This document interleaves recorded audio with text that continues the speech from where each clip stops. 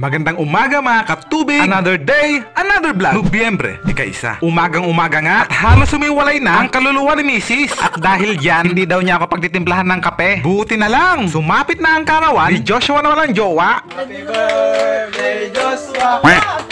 Abay, simulan na ang kasiyahan. Knock knock, who's there? Hito, Hito who? Hito ako, basang-basa sa ulan. Ahay, kalimutan nyo na yun mga katubig. At heto na nga, dahil sa 3 taong ko nang kasama sa tubigan si Joshua na lang jowa, ayan at sinurpresa namin siya. Happy birthday to you! Kaya ako magkakaapo. Happy birthday to you! Sangit yung one!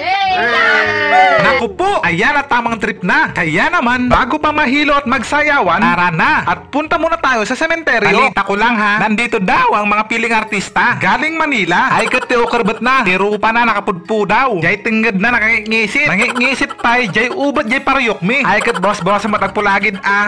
Siyempre, biro lang yun mga katubig. Balik tayo sa birthday celebrant. Abay, kahit mahirap dito sa Pilipinas, dahil sa pangungulangot ng mga politiko, pangungurakot, hindi pangungulangot, Kuya Will. Abay, napakasaya pa rin sa Pilipinas.